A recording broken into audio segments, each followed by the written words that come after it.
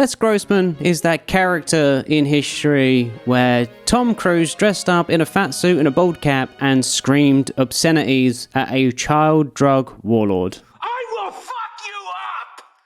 And that was the second least controversial thing of the entire movie. But let's look at the story from his perspective. So let me just put you in his glorious bald cap. So imagine for a minute that you are Les Grossman, executive, alleged meditation enthusiast, and lover of the dance. But if there is one thing that you love more than dancing, it is money. Oh boy, do you love your money. In fact, you love money so much that when you did an article for Forbes, you told them you wanted the front page to describe your exact values that you now hang on the wall of your war room. You know, money and power, that's basically all that matters in this world. Luckily, well, not so luckily, you worked your ass off to get here and to get both. You might have done a few emotional vigils for some fallen stars along the way, but, you know, you were crying all the way to the bank, wiping your tears with Benjamins. But anyway, a short while ago, a movie caught your eye, Tropic Thunder, a movie based on a Vietnam veteran. It's the kind of rock hard action flick that gets people in the cinema and hopefully gives you another zero in your bank account. This could be your Saving Private Ryan, but instead of winning awards,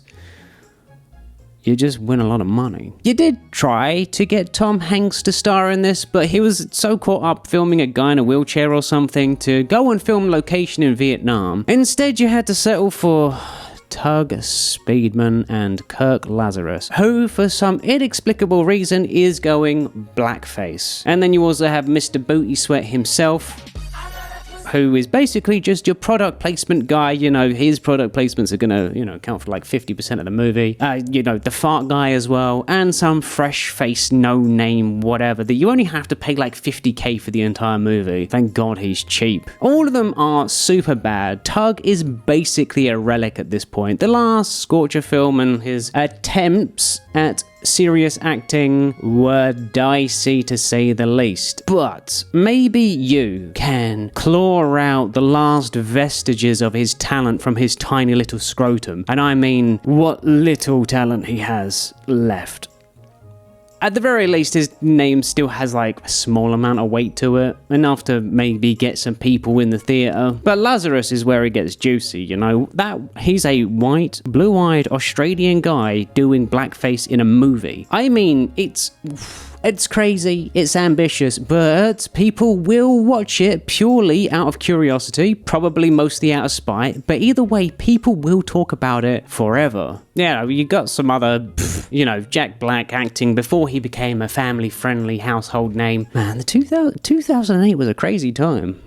All directed by Alan Partridge's long-lost brother. A bit like Ladyboys. And I mean, you did know that this was going to be a problematic shooting, but what you did not expect was in the first week of principal shooting for everyone to collectively shit the fucking bed. The film is already rumored to be 1 month behind schedule, just 5 days into shooting. And they torched the entirety of the Vietnamese jungle. Not that you realistically have a problem with them torching a jungle, but because, you know, it was a lot of zeros lost on that one. And this film is rapidly becoming a prior, it's all over the news, and you, as the executive, look disgustingly weak. You look completely out of control, and, well, you know, you look like you could lose a lot of money here. So it's time for a crisis meeting already in the first week of principal photography. Normally, or at least in 2026, you wait for the crisis meeting in reshoots. Not in the first week. Which one of you fuck faces is Damien Cochran? That's me, sir. Good to finally meet you at last. Get some FaceTime. Did he just say FaceTime? We could make an app out of that. If you weren't so demonstrably fucking angry right now. So you do what any sane being does in a position like this. You get the key grip to break that guy's fucking nose. Really fucking hard. Even your nameless pervert gets in on it. And, you know, it's really nice to have, like, these kind of people on the team. Fuck the jungle. Exactly! You know, these people that are exactly in your head, always tell you yes and never ever push back whatever you do. And you know, it's actually remarkable how that guy manages to keep his nose from going brown. And like, this Steve is trying to give you back check. Something about actors not fucking crying or some shit. Like, imagine being such a whiny little bitch that you cannot get someone to cry. Like, it couldn't be you. Know how you handle an actor? Then you pull down their pants and you spank their ass. But then some fucking guy trying to be all mysterious and sitting in the background. Like, what is this? This nation owes you a huge debt. Now shut the fuck up and let me do my job! But anyway, you let Mr. Partridge know that if he fucks this up, the movie is over. It's done. Better to take a small loss of a couple milli than have a big fucking hole that could drop you from 9 digits to 8. Now that would not look good. You are in the Forbes billionaire list. If you go down to the millionaire list, can you imagine the embarrassment that you would feel? Next thing you know, though, they are having a party to celebrate 1 week. What the fuck is happening? What? Interesting. Well, you got to keep the Hollywood machine running, I guess. These guys do love torture money, though. And the next day, you wake up and you find out your fucking crew is gone. But not like the crew, you know, like the people that you're paying. Like, you've got like 200, 300 people here that you're paying a salary right now to film this shit. And old fucking Coogan has gone off into the jungle with his motley crew of talentless hacks. Like, okay, he said something about guerrilla filming in the jungle. Like, is this guy going Jane Goodall? When did this become a wildlife documentary? It's meant to be a war film. But next thing you know, you're not getting any updates from your shitty director. Instead, you got some nobody agent for Mr. Tug Speedballs coming in demanding TiVo. What is that? What do you need, Peck? More like, what do you need, Les? Glasses? What? Like, the disrespect there. Like, what even is TiVo? It's 2026. No one has any idea what that shit means anymore. And of course it makes sense because his name is Richard Pecker, Dick, and not in like the cute animal, but more like the double thrusting of some cringe talent agent coming in trying to ram your little butthole. And like, this guy, he's just nitpicking a contract. Now, if there's anything you hate more than directors, actors, or even holes in your bank account, it's talent agents. Like, these guys are just fucking fucksticks nitpicking over the trivialities of a fucking contract for no reason other than some guy wants to be able to pause TV. Like, what are we doing? He's apparently wiped his ass with the TiVo clause from your contract. But it looks like he's got a bit of competition there. We are Flaming Dragon. Speedman is with us now. Flaming Dragon, huh? What an utterly abysmal name for a talent agent. So you leave him to get his house in order, you know? Because you know he's probably a little bit lost right now, and he doesn't have a clue about what's going on. You can show this bottom feeder a little bit of empathy. Lord knows that's why you have the arm symbol behind you in your office, because this is supposed to be an area of peace and tranquility and empathy. Okay, but it's gone on way too long, you know? This guy is probably a little bit out of his depth, and you just cannot be fucked with another contract negotiation with Tug Speedman of all people. So you take the reins. Take a big step back and literally Fuck your own face! I will fuck you up! Yeah, so you actually have no idea who that was. But again, contract negotiations? Nah, no way. Did you find out who that was? Yeah. So you assemble the goon squad, or at least like these are the people that you class as professionals, and they can get to the bottom of this like flaming dragon, these nuts all over your face. Flaming dragons are heroin manufacturers. It turns out they're drug traffickers. Oh, isn't this just the best news in history? Isn't this just the best thing that's ever happened to you or anyone else? Tug Speedman got caught by some heroin pushers. It just doesn't get any better. Oh, no, it does, because they want a phone call right now, and that is something you can do, and this is something you need to play super duper right. You need to make sure this all goes to plan. We don't get money yet. Price now 100 million. And this dude now wants 100 million? What a joker. Fuck that. Why would you want 100 million when you can probably get 500, 600, 700 million for Tug never coming back? You know, Tug is a useless chuckle nut of a fucking shriveled testicle that has no business in show business anymore. Instead of 100 million, how about I send you a hobo's dick cheese? Now that'll do it. Tug is, he's dead. Hallelujah. Hallelujah. This is, this is what you get up in the morning. This is what makes your dick hard, man. You don't need any Viagra with your wife tonight. Oh yeah. We don't negotiate with terrorists.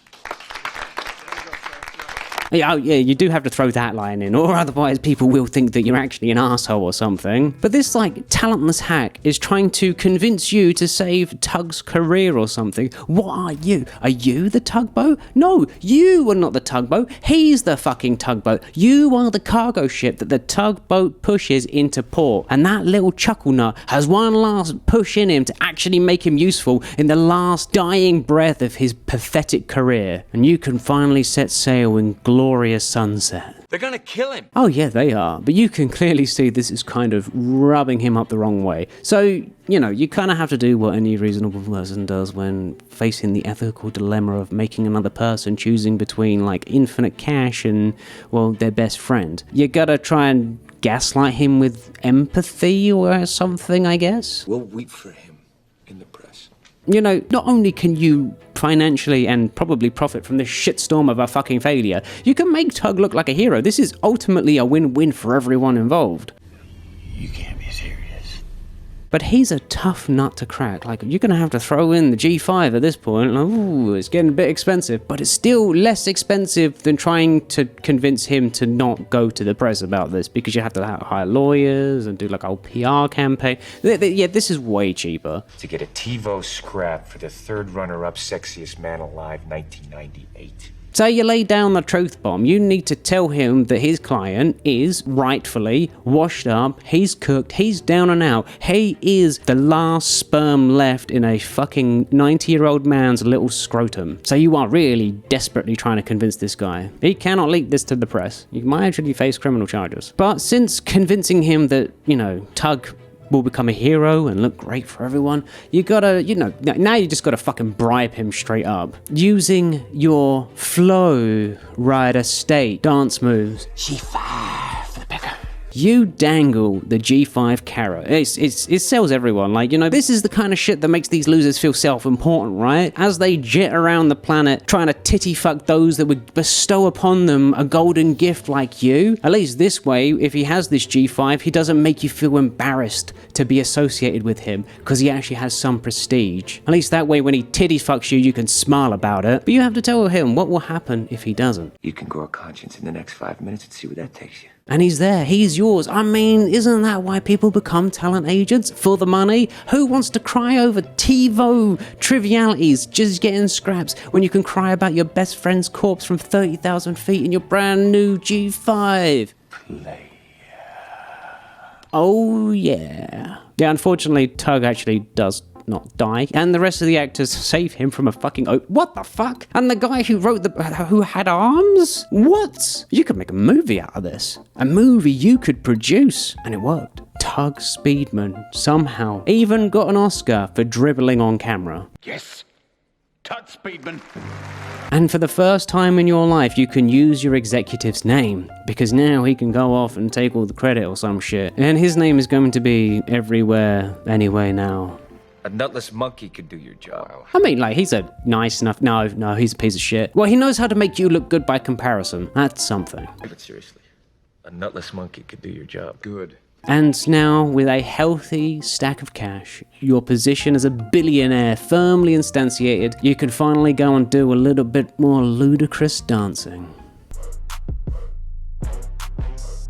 Anyway, if you like the video, please...